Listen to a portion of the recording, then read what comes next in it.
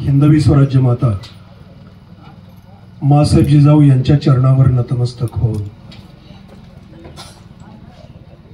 अखंड हिंदुस्थानचे आराध्य दैवत, मर्दानी दैवत आणि शौर्य तीर्थ छत्रपती शिवाजीराजांच्या चरणावर त्रिवार मानाचा मुजरा करून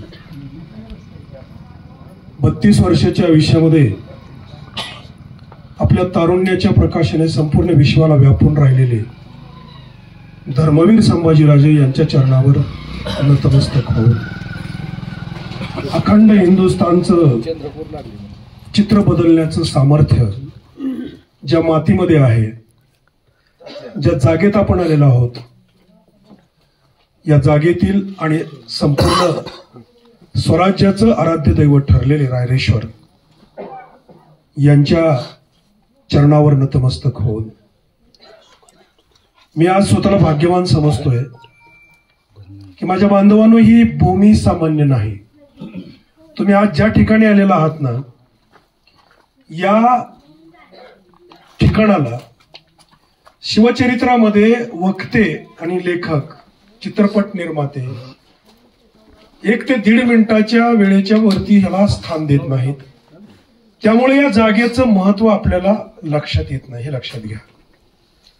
ही जागा काय आहे? आता या अध्यक्षांनी तुम्हाला जंगम साहेबांनी सांगितलं की वयाच्या 14व्या वर्षी चैत्र शुद्ध सप्तमीला छत्रपती शिवाजीराजांनी संकल्प केला, प्रतिज्ञा केली. तुकाराम महाराजांचा एक अभंग आहे, पिकलिया सेंद कडूपण गेले तैसे आम्हा केले पांडुरंगे, काम क्रोध लोभ मारे ठाईच, सर्व आनंदाची सृष्टी झाली, आठवण गेले भावा भाव, झाला स्वयमेव पांडुरंग, तुका म्हणे भाग्य याची नावी म्हणजे, संसारी जन्मी जे याच लागी. माणसाला माणसाचा जन्म तुकाराम महाराजांनी सांगितलं कशासाठी दिला? तुका म्हणे भाग्य याची नावी म्हणजे, यालाच भाग्य म्हणा. कशाला? आठव गेले भावा भाव, झाला स्वयमेव पांडुरंग. माणूस म्हणून जन्माला आलेल्या व्यक्तीचा प्रवास मृत्यूपूर्वी देव व्हावा, हा तुकाराम महाराजांच्या माणसांच्या जन्माला दिलेला निर्देश आहे. छत्रपती शिवाजीराजांच्या जीवनाला बघून आपण हा अभंग बोललो. या जागेमध्ये काय झालंय लक्षात ठेवा. छत्रपती शिवाजीराजांचा जीवनाचा प्रवास जर बघितला तर तुम्ही सगळ्या यांच्या जीवनाच्या घटनाक्रमामध्ये तुम्हाला सर्वात महत्वाचं काय वाटतं मला सांगा. कुठला प्रसंग शिवाजीराजांच्या जीवनात त्यांच्या पूर्ण चरित्राला कलाटणी देणारा असू शकतो असं तुम्हाला वाटतं? बोला, आपल्याकडे वेळ कमी आहे. कुठला? कुठला? पुरंदरचा तह, आणखी आग्रा सुटका, अजून स्वराज्याची शपथ. जोरदार टाळ्या येतात ताईंसाठी.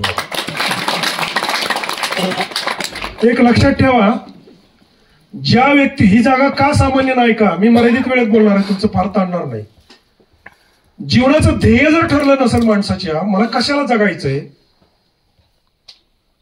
बालपणी खेळी रमलो तारुण्य नासले, वृद्धपणे आता दिसे पहिलं तीर, याच्या पलीकडे आपला प्रवास होत नाही. ध्येयच नाही ठरलं तर ध्येय ठरवताना बाळ ज्या वेळेला जन्मतं त्यावेळेला आईनं ठरवायचं असतं, आईच्या नंतर वडिलांनी ठरवायचं असतं आणि मग वैयक्तिक ठरवायचं असतं. छत्रपती शिवाजीराजांच्या जीवनामध्ये हे जे 3 टप्पे आहेत ते किती सुंदर आहेत. याच्याविषयी तुम्ही कधी वाचलेलं नसेल, ऐकलेलं नसेल किंवा मुखातून कोणाच्या तरी सर्वांनी केलेलं असेल. त्यातलं पहिलं एक सांगतो तुम्हाला की मासाहेब जिजाऊंनी 19 फेब्रुवारी 1630 वार शुक्रवार संध्याकाळी 8 वाजता छत्रपती शिवाजीराजांना शिवनेरीवरती जेव्हा जन्म दिला तर 15 मिनिटाच्या आत त्यांना एक ध्येय दिलं होतं. कोणतं? सामान्य सरदार पुत्र म्हणून जन्मलेले शिवाजीराजे त्यांना ध्येय दिलं कुठलं? राजे म्हणून शब्द उच्चारला. राजा होता का? नाव सुद्धा नव्हतं. राजे म्हणून शब्द उच्चारला आणि तो उच्चारलेला शब्द त्याची पुढची वाक्य होती, या पुत्राला मी गजपती गणपती अश्वपती दलपती भूपती पुरंदर चक्रवर्ती सम्राट झालेला पाहिजे, हे ध्येय होतं. आईनं काय ध्येय दिलं? राजा व्हावा. साधं सोप्या सोप्या भाषेत. वडिलांनी शहाजीराजांनी काय ध्येय दिलं तुम्हाला माहिती आहे का? नाही. ऐका, शहाजीराजांकडे शिवाजीराजे मासाहेबजी जाऊ वयाच्या 8व्या वर्षी इथून बेंगलोरला गेले. 8 ते 12 वर्ष, 4 वर्षामध्ये शिवाजीराजांना 35 शिक्षकांनी शिकवलं.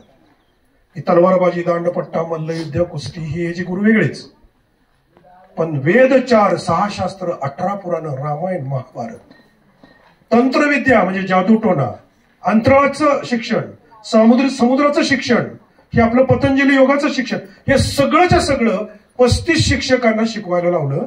आणि तिकडून इकडे येताना शिवाजीराजांना वडिलांनी एक ध्येय दिलं. कोणतं ध्येय आहे का? आईनं काय ध्येय दिलं? राजा व्हावा. शहाजीराजांनी काय ध्येय दिलं बघा, तुम्ही कुठं वाचला असेल नसेल तरी सांगतो तुम्हाला. शहाजीराजांनी शिवाजीराजांच्या नावापुढे जी पदवी लावली, ती पदवी आणि राजमुद्रा ह्या 2 गोष्टी आहेत. ती पदवी कुठली होती? त्यांना काय काय दिलं इकडे येताना? स्वतंत्र पेशवा दिला, स्वतंत्र सरसेनापती दिला, स्वतंत्र डबीर दिला. हे सगळे अष्टप्रधान मंडळातली जी काही बाकीची लोक होती ही सगळी प्रमुख अधिकारी दिले. त्याच्याबरोबर एक राजमुद्रा दिली, एक ध्वज दिला, भगवा ध्वज दुसऱ्या कोणी नाही, शहाजीराजांनी दिला, हे लक्षात ठेवा. तो दिला आणि एक उपाधी दिली. कोणती उपाधी? नाही, छत्रपती राज्याभिषेकानंतर आहे. शिवाजीराजांना एक उपाधी दिली. कोणाला सांगता येते का बघा? ती उपाधी कोणती आहे का? पुण्य देशेश्वर. हे माहित नाही कोणाला. पुण्याची जहागिरी, 12 मावळ, ही 288 गावं, बारामती सुपे परगणा, चाकण, निराभिमा संगम आणि इंदापूर एवढीची जहागिरी दिली. पण ती जहागीरदार म्हणून नाही, तर आपल्या पुत्राच्या पुढं नाव लिहिलं शहाजीराजांनी. काय? पुण्य देशेश्वर. याचा अर्थ, या शब्दाचा अर्थ काय? पुण्यदेश म्हणजे पुणे, ईश्वर. वडिलांनी ध्येय काय दिलं? देव व्हावा. हे शब्द सामान्य नाहीत. ऐका, आईने ध्येय दिलं राजा व्हावा आणि वडिलांनी ध्येय काय दिलं? देव व्हावा, पुण्य देशेश्वर. आता त्यातल्या राजमुद्रेतला शब्द बघा काय? प्रतिपचंद्र लेखी व वर्धेष्णू विश्ववंदिता शहासुन शिवशेषा मुद्रा भद्राय राजते. हे कोणी लिहिलंय? माहित असावं. हे शहाजी राजांनी स्वतः तयार केलेली राजमुद्रा आहे. कारण शहाजी राजांना 35 भाषा लिहिता, बोलता, वाचता येत होत्या आणि 12 भाषेचे ते पंडित होते, म्हणजे PhD होते. त्यामुळे ही जी राजमुद्रा बनवली ही शहाजीराजांनी बनवली. आणि त्या मुद्रेतला दुसरी जी ओळ आहे ते ध्येय तुमच्या लक्षात येईल, वर्धेष्णू विश्ववंदिता. या शब्दाचा अर्थ असा आहे की तुझी कीर्ती अशी वाढत जावो, जसं जसं हे जगाचं वय वाढेल तसं तसं संपूर्ण विश्वानी तुला वंदन करावं, असा तू पुण्य देशेश्वर व्हावा. हे ध्येय वडिलांनी दिलं. हे ते दोघांचं झालं. तर शिवाजीराजांनी वयाच्या 14व्या वर्षी करंगळी कापून या शिवलिंगावर रक्ताचा अभिषेक करून जो संकल्प केला, जी प्रतिज्ञा केली, जे ध्येय ठरवलं, ते आई वडिलांपेक्षा किती वेगळं होतं हे पहा. काय उच्चारले करंगळी कापल्यानंतर शिवाजीराजे? काय उच्चारलं त्यांनी? माहित नाही. हे स्वराज्य व्हावे, ही तो कुणाची? स्त्रींची इच्छा. माझ्या आईची, माझ्या वडिलाची शब्द उच्चारला नाही. फरक किती आहे बघा ना. ही तो स्त्रींची इच्छा म्हणजे देवाची इच्छा. त्याच्या पुढचं एक वाक्य होतं, ते आजच्यासाठी आपल्याला खूप आजच्या काळासाठी गरजेचं आहे. दुसरं वाक्य होतं की हे स्वराज्य अवघियांचे सर्व जाती पातीने ते रक्षावे. याचा कोणीच विचार केला नाही. 18 पगड जातीची माणसं शिवाजीराजांसाठी मरायला का तयार झाली? त्याचं कारण या संकल्पामध्ये आहे. हे स्वराज्य अवघियांचे सर्व जाती पातीने ते रक्षावे, म्हणजे हे सगळ्यांचं आहे. हे एकट्या भोसले कुळाचं नाही, एकट्या म्हणजे माझं नाही, शिवाजीचं नाही, तर हे कुणाचं आहे? सगळ्या जाती धर्माचं आहे. आणि हे सगळ्यांनी याचं रक्षण करावं म्हणून आज शहाजीराजांची प्रतिज्ञा, मासाहेब जिजाऊंची प्रतिज्ञा त्यांच्या हयातीतच शिवाजीराजांनी पूर्ण केली. आणि शहाजीराजांची जी प्रतिज्ञा आहे, पुण्य देशेश्वर वर्धेष्णू विश्ववंदिता, हे तुम्हाला आज जगातल्या किमान निम्म्या देशाहून अधिक ठिकाणी छत्रपती शिवाजीराजांची जयंती साजरी होते. हे वडिलाचं 400 वर्षानंतरचं स्वप्न आणि प्रतिज्ञा शिवाजीराजे पूर्ण करताना दिसतात. शिवाजीराजांनी त्यांच्या हयातीत ही जी 2 प्रतिज्ञा केल्या, त्याच्यानंतरची एक तिसरी प्रतिज्ञा आहे. ती कुठली? की माझं स्वराज्य किती असावं. आकार ठरवला होता, हे कोणाला माहिती नाही. किती आकार ठरवला होता? अहत तंजावर तहत पेशावर. तंजावर म्हणजे दक्षिण भारताचं टोक आणि पेशावर म्हणजे पाकिस्तानचं टोक. असा अखंड हिंदुस्थान हे माझं स्वराज्य असावं. हे असं बाकीचं त्याला धर्माचा जातीचा विषय लावलेला नव्हता. त्यामुळं ह्या 3 प्रतिज्ञा शिवाजीराजांच्या जीवनामध्ये पूर्ण होत असताना 14 वर्षाच्या वयामध्ये शिवाजीराजांनी जी शपथ घेतली ती कोणाच्या विरोधात होती याचा आधी विचार करा. कोणाच्या विरोधात होती? या परिसरामध्ये, आपल्या या भूमीच्या परिसरामध्ये 2 शाह्या प्रबळ होत्या. निजामशाही संपली होती. एक विजापूरची आदिलशाही आणि दुसरी गोवळकोंडा म्हणजे आताच्या हैदराबादची कुतुबशाही आणि दिल्लीची मुघलशाही. शिवाजीराजांनी वयाच्या 14व्या वर्षी एवढीच जमीन असताना, किती मी तुम्हाला आता जी गावं सांगितली मी, एवढं शिल्लक एवढ्याच तो जागीरदार असताना राजे स्वतः त्यांनी जी शपथ घेतली ती कोणाच्या विरोधात? औरंगजेबाच्या विरोधात. आणि औरंगजेब किती मोठा होता? जगाच्या 1/4 इकॉनॉमीचा तो मालक होता. जगातल्या 1/4 सेनेचा तो मालक होता आणि जगाच्या 1/4 जमिनीचा तो मालक होता. औरंगजेब किती मोठा होता? जरा थोडी एक पुस्तक सांगतो तुम्हाला. पाकिस्तान, बलुचिस्तान, बांगलादेश, अफगाणिस्तान आणि आत्ताचा अखंड हिंदुस्थान, एवढी जी जमीन आहे ना, ह्या सगळ्या जमिनीचा मालक औरंगजेब होता. आणि त्याच्या विरोधात शपथ घेतली होती. 6च माणसं बरोबर होती. 6. हे यात्रेतलं स्वरूप वेगळं होतं. हा यात्रेच्या दरम्यान त्यांनी एक युवक महोत्सव घेतला होता. आज 6च माणसं होती त्या शिवलिंगावर ज्यावेळेला करंगळी कापून शपथ घेतली. पण ही शपथ शिवाजीराजांची पहिलीच नव्हती. याच्या आधी या शिवलिंगावर एका व्यक्तीने शपथ घेतली होती, ज्या व्यक्तीचा वाडा आपल्याला बघायचा आहे जाताना. मी तुम्हाला दोन्ही बोलतोय कारण ह्या गोष्टी थोडं सांगत जातोय, कारण तिथं वाड्यावर आपल्याला वेळ उरणार नाही. जो वाडा बघायचा आहे तो किती महत्वाच्या व्यक्तीचा आहे. ते जे कान्होजी जेधे होते, ज्यांच्या कान्होजी जेधेंच्या पूर्वजांनी जे हे वतन होतं, म्हणजे शिवाजीराजे, तुम्हाला 2 टप्प्यात मी थोडं सांगत जातोय. 2 टप्प्यात की शपथ घेतली त्यावेळेला ती किती कठीण होती आणि ती किती काळाची गरज होती याचा अंदाज तुम्हाला येईल. तर कान्होजी जेधेंचे जे पूर्वज होते ते 2 भाऊ होते. एका भावाचं नाव होतं खेलोजी आणि दुसऱ्याचं नाव होतं बाजी.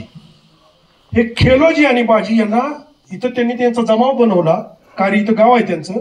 आणि जमाव बनवल्यानंतर एक साधारण 100-150ची फौज त्यांनी स्वतः बाळगली आणि न्यायानं इथल्या लोकांचा सांभाळ करत होते. म्हणून ह्या 2 शाह्याच्या व्यतिरिक्त त्यांच्या काळात एक शाही अजून इथं उपस्थित होती, म्हणजे अजून 2 होत्या. एक इमादशाही आणि दुसरी बारिदशाही म्हणजे बिदरचा बादशाह. त्या बिदरच्या बादशहानं त्यांना पहिल्यांदा कारीचं वतन दिलं.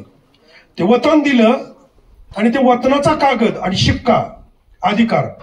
वतन म्हणजे काय थोडक्यात तुम्हाला सांगतो. ही वतनदारी मलिक अंबरनं सुरू केली, आपली नव्हती भारतात. मलिक अंबरनं काय केलं, मुस्लिम संख्येनं कमी होते, हिंदू जादा होते, त्यामुळे यांच्यावर कमांड ठेवायचं असलं तर यांच्यातलाच एक प्रमुख नेमला पाहिजे. पण त्याला सुद्धा आपल्या ताब्यात ठेवायचं असेल तर काय केलं त्यांनी, की समजा एखाद्या व्यक्तीला त्यांनी वतनदार म्हणून नेमलं तर त्या माणसानं इथं जेवढी रयत आहे, जेवढी शेती आहे, यातला त्याला वाटेल तेवढा महसूल गोळा करायचा. म्हणजे त्यानं 50% घेऊ, 100% घेऊ, नाही तर 60%. त्या बादशाचं जनतेशी देणं घेणंच नव्हतं. वसूल करायचा आणि त्यातला 12% वसूल त्या शहाला द्यायचा. कुठला? कुतुबशाह असो, बिदरचा असो, नाही कुठलाही असो. मग ही लोक काय करायची, त्याला 12% द्यायचंय ना तर आपल्याला त्याच्या 4 पट राहील एवढं वसूल रयतेकडून करत होती. दुष्काळ पडला, काय देणं गेलं नव्हतं. किती वाईट परिस्थिती होती. जर समजा त्याला द्यायला नाही जमलं तर इतके भयानक अत्याचार आहेत की महिलांसमोर सांगणं सुद्धा ते कठीण आहे, वाचण्यावर तुम्हाला कळेल. तर एवढी वतनदारीला म्हणजे ह्या मलिक अंबरनं जी ही मेक मारली, ती मेक इतकी कठीण होती, ती काढणं किती कठीण झालं. पुढं संभाजीराजांना किती नडलं हे शेवटी तुम्हाला जाताना 2 मिनिटात सांगतो. तर त्या वतनाचा कागद सासवड, शिरवळ, सुभानमंगळ, तुम्ही शिरवळनं आलाय, त्या सुभानमंगलच्या किल्ल्यावरून साधारण हे अंतर 30 किलोमीटरच्या आसपास कारीपर्यंत आहे, मधलं घोड्यावर येताना. तर ते 2 भाऊ घेऊन येत असताना त्या 2 भावाची बातमी इथली वतनाला उतरवली म्हणे गाव लागलं मध्ये तुम्हाला. तिथले खोपडे म्हणून इथे 12 देशमुख आहेत ह्या 12 मावळचे. त्या 12 मावळांच्या देशमुखांच्या वतनदारीला एकमेकाचे वाद आणि म्हणजे कट्टर वैर होतं एकमेकाचं वतनासाठी. कापणं मारणं याच्या पलीकडे काय करत नव्हती. तर ते 2 भाऊ येताना त्या 2 भावावर हल्ला झाला. दुसऱ्या दिवशी गावात पोहोचलो तर गावात त्यांची मिरवणूक निघणार होती. आणि थोरला जो भाऊ होता खेलोजी, त्या खेलोजीला त्याच्यावर वार व्हायला लागले, मारायला लागला. धाकटा बाजी बघतोय पण वतनाचा कागद ते घेऊन जर आपण पळालो नाही तर दोघंही मारले जाऊ. त्या भाऊ रक्ताच्या थोड्यात ओरडत तलवारीचे वार घेत कापून पडत असताना त्याच्याकडे बघत भावाकडे बघत पडलेला तो विसरला नाही. तो भाऊ पळून गेला बाजी. त्याने इथले 12 मुळवे म्हणजे कोंडाळकर वगैरे ही सगळी लोक आहेत, ह्या सगळ्या लोकांना बरोबर घेतलं आणि त्या बाजीनं या मंदिरात येऊन एक शपथ घेतली. ती पहिली शपथ आहे. ती शपथ काय घेतली? ज्या खोपडीने त्याला मारलं त्याचा बदला आपण सगळ्यांनी घ्यायचा आणि त्याच्या बदल्यात जे कारीचं वतन आहे ते कारीचं वतन निम्म मला आणि निम्म या 12 लोकांना द्यायचं. अजून 3 त्यात मिसळी 15. मग त्यानंतर काय झालं, या सगळ्या लोकांनी इथं एक गाव आहे अनरवली म्हणून काय ते गाव आहे जवळ, तिथं लग्न होतं खोपड्यांचं. त्या खोपड्याच्या लग्नात हे 12 लोक गेली आणि ह्या 12 लोकांनी अख्खं वराड कापून काढलं. म्हणजे वराडातला एक सुद्धा माणूस जीवन ठेवला नाही. वतन कळेल तुम्हाला काय आहे. सगळी लोक मारली आणि ती लोक मारल्यानंतर ह्या वतनासाठी जो वाद सुरू झाला बाकीच्या लोकांचा, त्याच्यामध्ये यांच्या त्या बाजीच्या पिढीला हे निमित्त द्यायला जमलं नाही. त्यानंतर त्या बाजीचा पुढचा जो वंश आहे तो कान्होजी, हा आता ज्यांच्याबद्दल बोलणार आहे त्यांच्या आजोबा कान्होजी. त्या कान्होजींना 7 मुलं झाली. त्या 7 मुलांच्या मध्ये सगळ्यात धाकटा जो होता त्याचं नाव होतं नाईकजी. ही वरची पुढची जी 6 होती थोरली, त्यांना वतन थोरला मी म्हणून मला वतन पाहिजे, वतनाचा वाद कापाकापीचाच होता. ते वतन पाहिजे म्हणून इथं त्यावेळेला हाकीम म्हणून प्रमुख होते बिदरच्या बादशाचे, जे जिल्हाधिकारी थोडक्यात आज समजून की ते वतनाचा कागद देत होते. तर त्यांनी परीक्षा घेऊन त्यांच्या लक्षात आलं की धाकटा योग्यतेचा आहे. तर त्या नाईकजीला यांनी धाकट्या भावाला हे वतन चालू ठेवलं आणि थोरल्या 6ला नाकारलं. ते नाकारल्यानंतर या 6 लोक भावाने मिळून त्यातले 2 थोरले जे होते सोनजी आणि भिवाजी म्हणून, या दोघांनी धाकट्या भावाला कापून काढलं. ते कापून काढल्यानंतर त्याची पत्नी अनसावा, इथनं पुढे सिरियस आहे का तुम्हाला वाडा कळेल आणि कान्होजी कळतील. अनसावा जी होती ती 5 महिन्याची गरोदर होती. तर तिला पहिली आपल्या महाराष्ट्रातली स्त्री आहे ती की जिला वतनदार म्हणून अधिकारी म्हणून नेमलं इतिहासातली, त्याच्या आधी कुणालाही नाही. त्यामुळं त्या हाकीमनं मुस्लिम असणारानं या 6 भावाला न देता अणसावाला गादीवर बसवलं 5 महिन्याचं बाळ पोटात असताना. ज्या वाड्यात तुम्ही जाणार तो वाडा किती खतरनाक आहे ते तुम्हाला आता कळेल. आणि ही गरोदर स्त्री ज्या वेळेला दरबार भरवू लागली, न्यायनिवाडा करू लागली, त्यावेळेला ह्या उरलेल्या जी 2 भावांनी मारलं होतं थोरल्या, त्यांना गावानी मारून टाकलं. ह्यातले उरले किती? 4. हे 4 उरल्यानंतर ते 9 महिने तिला पूर्ण झाले आणि त्या वाड्याला त्या हाकिमानं असं संरक्षण बसवलं. आणि हे सगळं संरक्षण बसवल्यानंतर त्या अनसावाला मुलगी होते का मुलगा होते माहित नाही, तेवढा एकच अंकुर. आणि ते जर 1 महिन्याचं किंवा जे काय बाळ जन्मणार आहे ती जर मुलगी असली तर ही अनसावा हयात आहे तोपर्यंत वतन तिच्या नावावर राहील, आणि मुलगा झाला तर अनसावा नंतर वतन तिला दिलं जाईल असा नियम ठरला. आणि त्या नियमानुसार तिला कल्पना होती की माझा नवरा मारलाय तर मला आणि माझ्या बाळाला सुद्धा मारल्याशिवाय राहणार नाही. त्यामुळं तिनं एक योजना आखली अनसावानं. ज्या दिवशी ती बाळान झाली, मुलगा झाला आणि आजोबा त्यांचं नाव कान्होजी असल्यामुळं पूर्वी नातवाला आजोबाचं नाव द्यायची पद्धत होती. त्यामुळं त्या बाळाचं नाव एका दिवसाच्या कान्होजी ठेवलं. कान्होजी ठेवल्यानंतर त्याच वाड्याच्या पाठीमागं कुणब्याची एक स्त्री बाळांत झाली, तिला पण मुलगा झाला. आणि तिनं सांगितलं की तुझं बाळ वाचवायचं असेल तर हे बाळ तुझ्या ठिकाणी ठेवायचं आणि हे बाळ इथून गायब करायचं. 1 दिवसाचं बाळ, कल्पना करा, 1 दिवसाचं बाळ पुस्तकात लिहिलंय. थोडंफार 15-20 दिवस सांभाळव अजिबात नाही, कारण पाठीमागं सगळ्याची डोळ नजर लागली होती, मुलगा होते का मुलगी होते.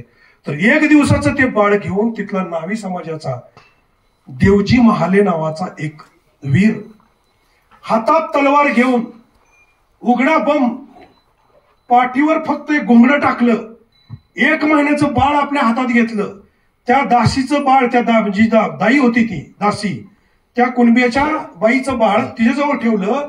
आणि तुम्ही आता वाडा बघायला गेल्यावर कळेल तुम्हाला, इथलं सगळं बघितल्यावर वाडा बघितल्याशिवाय जाऊ नका, कारण पुन्हा तिथे येता येणार नाही. त्या पाठीमागच्या दरवाज्यानं हा देवजी हे बाळ चिमुकलं. मी म्हणतो 1 दिवसाचा असेल, 7 दिवसाचा असेल, तर 15 दिवसाचा असेल, पण ज्या बाळाला आई सोडून म्हणजे अजून काहीच माहित नाही, तसं त्या बाळुत्यात घेऊन हा 30 किलोमीटर जंगल तोड. त्यावेळी आता सुद्धा या ठिकाणी बिबटे, इथं आता तुम्ही याच्या आमच्या ताईंचं बोलणं झालं, इथं या परिसरात 4 बिबटे आहेत. तर त्या काळाची अवस्था काय असेल जरा कल्पना करा. त्यामुळे हे असं बाळ घेऊन तो हातात तलवार घेऊन देवजी 30 किलोमीटर गेला आणि तो चालत गेला तोपर्यंत या वाड्यावर हल्ला झाला. या वाड्यावर हल्ला झाल्यानंतर अणसावाला कापलं, त्या दाईचं बाळ कापलं, त्या दाईला कापलं, कुणब्याची बाई. एकही माणूस जिवंत ठेवलं नाही. घरातले सगळे कामगार कापून टाकले.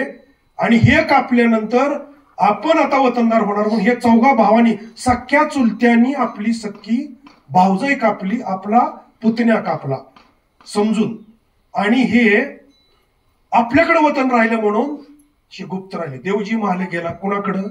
या कान्होजी जेदेंचे जे वडील होते नाईकजी जेदे, त्यांचे मित्र होते. तव नावाचं गाव आहे इथं. त्या तव नावाच्या गावामध्ये सूर्याजी बाजी पासलकर, ज्यांचा मुलगा बाजी पासलकर तो पहिला शिवाजीराजांच्या पहिल्या लढाईत सासवडला गेला, त्याचे वडील हे सूर्याजी खूप शूर होते. आणि तिथं घेऊन हा देवजी महाले गेला आणि सांगितलं, आई पण गेली, वडील पण नाही, घरातलं कोणच नाही. तर त्या सूर्याजी पिसाळ्यांच्या पत्नीनं आणि त्यांच्या कुटुंबानी या 7-8 दिवसाच्या बाळाला सांभाळलं. किती दिवस सांभाळलं ऐका, किती दिवस सांभाळलं? 13 वर्ष होईपर्यंत या गावाला पण माहित नव्हतं किती नाईकजी जेदेंचा मुलगा आहे. 13 वर्ष वय. शिवाजीराजांचं वय किती? मी सांगड घालतोय प्रतिज्ञा करताना 14 वर्ष. ही माती काय आहे, या मातीतली माणसं काय तुम्हाला कळेल. कान्होजी जेदे 13 वर्षाची झाल्यानंतर हा जो देवजी महाले होता ना घेऊन आलेला, तर तो त्यांना मालक समजून रोज मुजरा करायचा. त्या आसपासच्या लोकांना शंका आली की या बाळाच्या हा पाया का पडतोय. मग शंका गडद होत गेली आणि तोपर्यंत ह्या सूर्याजी बाजी पासलकरांनी यांना तलवार युद्ध हे सगळं शिकवलं. आणि हे शिकवल्यानंतर या कारीच्या जागेत आता वाड्यात जिथं जात आहे, ज्या 4 चुलत्यांनी आपल्या आईला मारलं, आपल्या वडिलांना मारलं आणि ती सगळी माणसं कापून काढली, त्यांच्यावर वयाच्या 13व्या वर्षी या कान्होजी जेदेंनी स्वारी केलेली आहे. कितव्या? वयाच्या 13व्या वर्षी. आणि 13व्या वर्षी इथं येऊन आपल्या 4ही चुलत्यांना कापून काढलंय. त्याची सेना हरवलेली आहे. वय किती? किती वेळा असतं आपलं पूर्ण? 8वी 7व्या. एक लक्षात घ्या, ज्यानं आईचं तोंड बघितलेलं नाही, म्हणजे कळतही नाही, ज्याला वडीलही माहित नाही, इतकी महान व्यक्ती आहे कान्होजी जेदे. 13व्या वर्षी या चुलत्यांना कापून काढलं आणि आपल्या पंजोबाच्या वडिलांनी इथं दिलेलं जे वचन होतं ते 13व्या वर्षी त्यांनी वयाच्या पूर्ण केलं. ह्या मुळव्यांना अर्धवतन दिलं. ज्या वतनासाठी कान्होजी जेदे ऐका फक्त आता. शहाजी राजांचा जन्म आहे 1595चा आणि मासाहेब जिजाऊंचा जन्म आहे 1598चा. कान्होजी जेदेंचा जन्म आहे 1594चा. 1 वर्ष शहाजीराजांपेक्षा मोठे. हे कान्होजी जेदेंना बाजी पासलकर म्हणजे सूर्याजी पासलकर जे होते त्यांनी स्वतःची मुलगी दिली सावित्री. कारण ह्याला आता लग्न हे सगळं यांनीच केलं. आणि ते कान्होजी जेदेनंतर शहाजीराजांच्या बरोबर यायच्या आधी शहाजीराजे इंदापूर जहागीर पहिली त्यांची. शहाजीराजे सरळ पुण्यात नाहीत. पहिली जहागीर इंदापूरच्या वयाच्या 5व्या वर्षी. ह्यांची ओळख पण नाही दोघांची. पण हे बिदरच्या बादशाहकडून पुन्हा निजाम शहा, पुन्हा आदिलशहा अशी यांची सरदारकी फिरत फिरत फिरत परत आदिलशहाचे हे वतनदार झाले. आणि शहाजीराजे ज्या वेळेला मुर्तजा निजामाला मांडीवर घेऊन एक 84 किल्ल्यांचं स्वराज्य शहाजीराजांनी 6 वर्ष चालवलं. स्वातंत्र्य मिळवलं, त्या किल्ल्याला, त्या निजामशाला मारण्यासाठी दिल्लीवरून ज्या वेळेला शहाजहान आला, त्यावेळेला माहुलीच्या किल्ल्यावर मासाहेब जिजाऊ हा मूर्तजा एकच निजाम उरला होता. तुम्ही दौलताबादला जर माझ्याबरोबर कधी आला तर मी तुम्हाला दाखवेन, ती जागा दाखवेन. निजामशाही ज्या महाबत खानानं संपवली, ती किती बेकार संपवली तुम्हाला सांगतो. त्या निजाम जो राजा आहे त्या किल्ल्याचा, त्याला असं रांगेत सगळी घरातली पोरं उभा केली, पोरं, आणि पोरं आईंच्या समोर त्यांची गर्दन मारली सगळ्यांची. गरोदर स्त्रिया सगळ्या उभा केल्या आणि गरोदर स्त्रियांच्या पोटात तलवारी घालून फिरवल्या. इतकी क्रूर हत्या या लोकांची केली. आणि तो एकच उरला होता, त्याला मांडीवर घेऊन शहाजीराजांनी हे स्वातंत्र्य परत राखलं. आणि तो मूर्तजा शिवाजीराजे, संभाजीराजे, मासाहेब माहुलीच्या किल्ल्यावर वेडा पडला. आणि आता दिल्याशिवाय पर्याय नाही, दिल्ली आणि आदिलशाला आपण वेचू शकत नाही, त्याला फक्त मूर्तजा पाहिजे होता. तर मासाहेब जिजाऊ, आता ज्या ह्या स्त्रिया येतात का नाही तुमच्याकडून, डोक्यावर मोळी घेऊन, बहारा घेऊन, गवत घेऊन, असं गुरं राखणाऱ्या स्त्रीचं मासाहेबांनी रूप घेतलं, म्हणजे वेषांतर केलं. आणि डोक्यावर लाकडाची मोळी, संभाजीराजांच्या, शिवाजीराजांच्या डोक्यावर गवताचे पेंड्या असं देऊन त्या मूर्तजेच्या देऊन खाली उतरली. त्यावेळेला रणदुल्ला खानानं ते आदिलशाच्या बाजूनं यांना दाखवून दिलं. मासाहेब जिजाऊला, संभाजीराजांना, शिवाजीराजांना जिवंत सोडण्यासाठी कान्होजी जेधे त्याच्या सेनेत होते. एक कान्होजी जेधेने यांना तिघांना जाऊ दिलं, मूर्तजाला पकडला, त्याला दिला, तिथे बुरानपूरमध्ये त्याला मारला, आपल्याला तिकडे जायचं नाही. तर पहिल्यांदा मासाहेब जिजाऊचा जीव वाचवण्यासाठी कान्होजी जेधे उपयोगी पडले. त्यानंतर शहाजीराजांनी कान्होजी जेधेंना आणि लोकरे या दोन सरदारांना आदिलशहाकडून स्वतःला मागून घेतलं आणि शिवाजीराजांच्या बरोबर दिलं. आता ऐका, ज्या वेळेला हे शिवाजीराजांना जहागीर दिली, त्यावेळेला हे जे 12 मावळचे देशमुख होते, हे इतके प्रबळ होते की शिवाजीराजाच्या 14 वर्षाच्या वयाला राजाच कुणी मानत नव्हतं. त्यावेळेला ती जबाबदारी दिली कान्होजी जेधेंवर. आणि कान्होजी जेधेंनी सगळ्या ताकद ही सगळी उभा केली शिवाजीराजांच्या ह्या बालवयाच्या स्वराज्याच्या निमित्तानं. शिवाजीराजांच्या बरोबरीचाच बाजी जेधे, त्यांचा मुलगा, तो सेनेत तिथं शपथ घेतानाही तो बरोबर होता. आणि ही सगळीच माणसं पुन्हा जेधे परिवारच पुन्हा शिवाजीराजांच्या बरोबर आला. त्यांची दुसरी जबाबदारी, वाड्यात जायची आधी वाड्याचा इतिहास सांगतो तुम्हाला, की ज्या वेळेला अफजल खान आला, त्यावेळेला अफजल खानाने ही जी 12 देशमुखांची वतनं होती, या सगळ्यांना पत्र लिहिली होती की तुम्ही माझ्या सेनेत सामील व्हा, नाहीतर तुमचं वतन काढून घेतलं जाईल. त्यावेळेला हे वतनाचा कागद आल्या कारी गावातून शिवाजीराजे राजगडावर होते, मासाहेब राजगडावर होत्या, आपल्या 7 मुलांना घेऊन, 6-7 मुलं होती त्यांची, त्यांना घेऊन हे कान्होजी जेधे मासाहेब जिजाऊंच्या आणि शिवाजीराजांच्या समोर गेले. शहाजीराजांचं वय, यांचं ऐका, शहाजीराजांचं वय शिवाजीराजांच्या चरणाजवळ बसले आणि त्यांनी वतनाचा कागद दाखवला. तर शिवाजीराजे मिश्किलपणानं म्हणाले, मग ते उतरवडीचे खोपडे गेलेलेच आहेत, सुलतानजी जगदाळे गेलेलेच आहेत, तर तुम्ही जा, तुम्हाला तुमचं वतन वाचवायचं असेल तर स्वराज्यासाठी तुम्ही कशाला माझ्यासाठी नुकसान करून घेताय. त्यावेळेला तांब्या शेजारी ठेवलेला घेतला आणि तांब्या असा हातावर ओतून पाणी सोडलं. वतनावर पाणी सोडतो साधन नाही आहे का? हे साधन आहे. ज्या वतनासाठी खेलोजी मारले, ज्या वतनासाठी अख्खं वारड कापून काढलं, ज्या वतनासाठी वडील मारले, ज्या वतनासाठी बाळान झालेली आई मारली, त्या वतनावर पाणी सोडलं. मी सुरुवातीला म्हणलो होतो काय, जीवनाच्या टप्प्यामध्ये माणूस म्हणून जन्माला आलो तर देव म्हणून आपल्याला मरता आलं पाहिजे. देव शब्दाचा अर्थ तरी काय हो? देव म्हणजे देणारा. इतकी माणसं मारली, निम्म तर पंजोबाचं वचन त्यांनी सिद्ध केलंच, पण उरलेलं त्यांचं जे काय कार्य होतं त्या कार्यामध्ये अख्ख्या वतनावर पाणी सोडलं. आणि ते नुसतं पाणी सोडणं थांबले नाहीत, तर फक्त खंडोजी खोपडे सोडले, तर उरलेले त्यांच्यासह 11 देशमुख त्यांनी शिवाजीराजांच्या पाठीमागे उभा केले. म्हणून अफजल खानाची 40,000ची फौज 15,000 लोक मारू शकले. लक्षात ठेवा कान्होजी जेधेंवर जबाबदारी किती मोठी होती. ह्या वतनाला इतकी लालची होती. मग शिवाजीराजाची शब्दातला अर्थ तुम्हाला कळेल. आता मी शिवाजीराजांबद्दल बोलतोय. काय होतं, हे स्वराज्य अवघी यांचे ते सर्व जाती पातीने रक्षावे. मग शिवाजीराजांनी आपल्या काय किती धोरण असेल हो. शिवाजीराजांवर आयुष्यभर जरी बोलत राहिलो, ऐकत राहिलो, तरी शिवाजीराजे अजून आपल्याला कळालाच नाही असं वाटेल. काय केलं शिवाजीराजांनी? पहिलं स्वराज्यामध्ये वतनदारी बंद केली. का बंद केली? कारण आपली इतकी लढाऊ माणसं आपल्याच माणसाला मारायला लागली, कापायला लागली, वंश संपवायला लागली आणि शूर जमात आपण आपली संपवायला लागलो. म्हणून वतनदारी बंद केली आणि वेतनदारी सुरू केली. किती किती मोठं क्रांतिकारी पाऊल ते होतं. बरं, एवढ्यावर शिवाजीराजे थांबले नाहीत.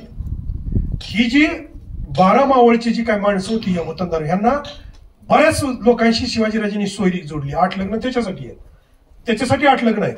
आणि त्या लग्नातून ह्यांची सोयरीक जोडली. पुढे भविष्यात संभाजीराजांना मदत करतील असं त्यांना वाटलं.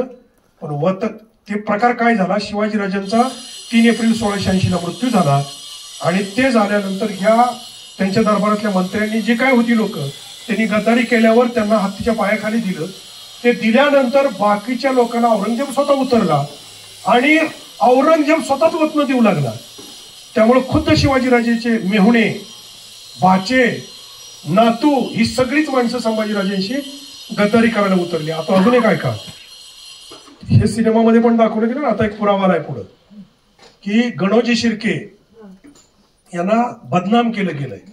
इतिहासामध्ये तसा कुठलाही पुरावा नाही माझ्याकडे. म्हणजे आता माझ्याकडे जगभरातली पुस्तकं आहेत. तर डच कागदपत्रामध्ये एक उल्लेख आलेला आहे. डच, फक्त डच मध्ये त्यांनी लिहिलंय की संभाजीराजांना एका कारकुनाने पकडून दिलं. शिर्केंचं नावच नाही. पण ही माणसं इतिहासानंतर सुद्धा परत परत बदनाम होऊ लागली. मग कान्होजीची त्याची जबाबदारी किती लक्षात ठेवा की वतनावर पाणी सोडणं ही बाब साधी नाही. आयुष्यभर जे मिळवलं, पिढ्यानपिढ्या ज्याच्यासाठी माणसं मारली, ती एका दिवसात शिवाजीराजांच्या पायावर सोडून दिले त्यांनी, एका दिवसात. दुसरी गोष्ट, शिवाजीराजांनी किती विश्वास ठेवलाय ऐका. ज्या वेळेला अफजल खानाला मारायचं, तुम्ही प्रतापगडावर माझ्याबरोबर आलाय, कुठे भेट झाली अफजल खानाची तुम्हाला सांगितलंय. त्या जनीच्या सोंडेवर शिवाजीराजे अफजल खानाची भेट होती आणि बाणाच्या अंतरावर ह्यांचे 10 अंगरक्षक, त्यांचे 10 अंगरक्षक हे बाजूला. आणि जी असं वळण घेऊन वर जातो तिथे तुम्हाला मी गुहा दाखवली. त्या गुहेमध्ये 50 लोक त्यांनी उभा केली होती की जर वेळ आली तर यांच्यावर हल्ला करायचा. कान्होजीच्या त्यांवरची जबाबदारी आहे का? मला कान्होजी हे एवढंच बोलायचे तुम्हाला. जी जनीची सोंड आहे आणि खाली पारगाव आहे तळात, तिथं 40,000 फौज आहे अफजल खानाची. अफजल खानाच्या फौजेला वर काय चाललंय दिसत नव्हतं, पण वरच्या लोकांना खाली काय चाललंय दिसत होतं. त्यामुळं कान्होजी जेदेंवरची काय जबाबदारी ठेवली होती ती कुठली? जर शिवाजीराजे मारले गेले, ऐका नीट, शिवाजीराजे अफजल खानाकडून जर मारले गेले तर कान्होजी जेदेंना पार आणि जनीच्या सोंडीच्या मध्ये ठेवलं होतं की तुम्ही यायचं आणि अफजल खानाला मारून टाकायचं. ही जबाबदारी पहिली कुठली? अफजल खानाला मारायची. आणि दुसरी सगळ्यात मोठी जबाबदारी की अफजल खानाच्या सेनेवर जर वरचा गोंधळ कळाला आणि खालची 40,000 फौज जर वर निघाली तर त्यातला एकही माणूस वर येऊ द्यायचा नाही. ही जबाबदारी कोणावर दिली? कान्होजी जेदेंवर. आणि ती मोहीम सफल झाली. शिवाजीराजांचे सुद्धा 1734 माणसं मारली, मेली गेली. 8 तास लढाई झाली. 1734 माणसं मेली गेली. 427 माणसं जखमी झाली. बाबाजी भोसले आणि शामराज पद्मनाभी नावाचे 2 सरदार मारले गेले. हे शिवाजीराजांचं नुकसान. अफजल खानाच्या 40,000 फौजेपैकी जी पळून गेली कशी बशी प्रतापराव मोरेंच्या माध्यमातून, तेवढीच वाचली. बाकी सगळी फौज गारद झाली. काही शरण आली. 65 हत्ती, 1200 उंट आणि 4000 घोडे, 3 लाख जड जवाहीर म्हणजे हिरे माणकं मोती, 2000चं कापड रेशमी आणि 9 लाख मोहरा रोख हा फायदा झाला त्या लढाईत. त्याचं सगळ्यात मोठं कारण कोण होते? कान्होजी जेदे. त्यानंतर शिवाजीराजांनी 10 नोव्हेंबरला अफजल खानला मारलं. कान्होजी जेदेंनी सगळी नेताजी पालकर सह हे कुठपर्यंत गेले? कोल्हापूर, मिरज, आपल्या वेळापूरपर्यंत आले अकलूजच्या. आणि तिथपर्यंत येऊन शिवाजीराजांनी 18 दिवसात 15 किल्ले जिंकलेले आहेत. स्पीड बघा. आता एक गड चढून आपण वर आलो, ह्याला गड बी म्हणा येणार नाही. तुम्ही किती? 18 दिवसात 15 जिंकलेत. इथं काय यायचं आहे का, एक ना एक दिवस मरणार आहे ना, किती पाठ उड्या हाणा तुम्ही, मरणार आहे का माणसं? हे कोणाला चुकणार आहे का? त्यामुळे मी सर नेहमी असं म्हणतो की स्मशानभूमी गावाच्या बाहेर नको होती. आपा स्मशानभूमी गावात चौकातच पाहिजे होती. प्रत्येक माणसानं जळताना माणूस बघितला पाहिजे होता, म्हणजे त्याला कळलं असतं की आपल्याला एक दिवस इथे येऊन किती 18 दिवसात 15 किल्ले. अजून आहे का बरं का, 13 जून 1665 ला शिवाजीराजांच्या जीवनातला दारुण पराभव. पुरंदर किती 12 किल्ले उरले, एक मासाची जिजाऊनी आग्र्यावरून सुटून येईपर्यंत जिंकून दिला. 13 4 लाखाचं महसुलाचं हे तळकोकण मिळालं, 5 लाख तुळजापूर पर्यंतचा बालेघाटचा भाग मिळाला. आणि ह्या 9 लाखाच्या बदल्यात कर्ज किती झालं, नीरजगडवर सांगितलं होतं, 40 लाख होन. एक होन म्हणजे 2.72 ग्रॅम सोनं, त्याला 40 लाखानं गुणा. आणि आताच्या सोन्याच्या दरानं बघा, मग शिवाजीराजांवर औरंगजेबाचं कर्ज किती होतं कळलं. कर्ज लय झालंय म्हणून दारू पिणाऱ्या माणसाला थोडं वाटतं मला. आत्महत्या करते बस. कर्ज काय, शिवाजीराजांचं कर्ज बघ ना एकदा, किती कर्ज आहे, आयुष्य पुरं नाही. मी म्हणतो कर्ज माघारी जर झालं तर देव होऊन मर एकदा, त्याशिवाय म्हणून देव होऊन मेला पाहिजे. त्याला कर्ज व्यावहारिक चढउतार माणसं जीवनात आहे. शिवाजीराजांनी एवढं कर्ज आपल्यावर नाही. 9 लाखाच्या होनच्या वार्षिक महसुलात 3 लाख दरवर्षी, असं 40 लाख फेडायचे एवढं कर्ज. उरलेले 23 किल्ले दिले औरंगजेबाला आणि 9 लाखाचा मुलतबी दिला. आणि त्याच्या बदल्यात हे सगळं द्यायसाठी एकुलता एक पुत्र संभाजी ओलीस ठेवला, त्याला 5000चा मनसबदार बनवला. आणि प्रति शिवाजी ज्यानं शिवाजीराजांनी एवढी तलवार चालवली, तो नेताजी पालकर त्याच्या संरक्षणासाठी ठेवून घेतला. साधी गोष्ट आहे का? काय उरलं शिवाजीराजांकडं?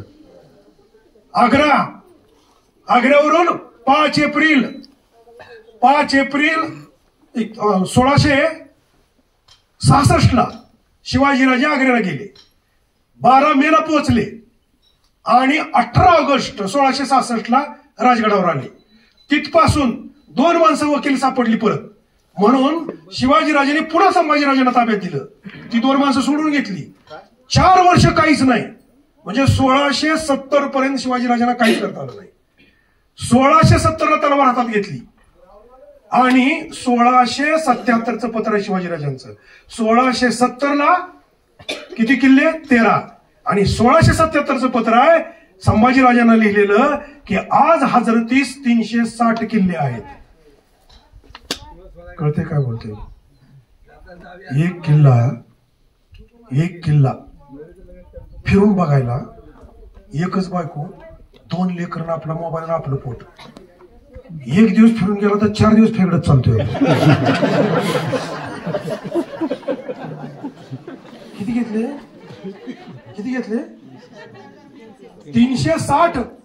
त्यातनं फक्त 13 वाजा करा, दिवस मोजा. मध्ये राज्याभिषेक आहे, दक्षिण दिग्विजय आहे. साध्या बाबी नाहीत. दक्षिण दिग्विजयात 2.25 वर्षात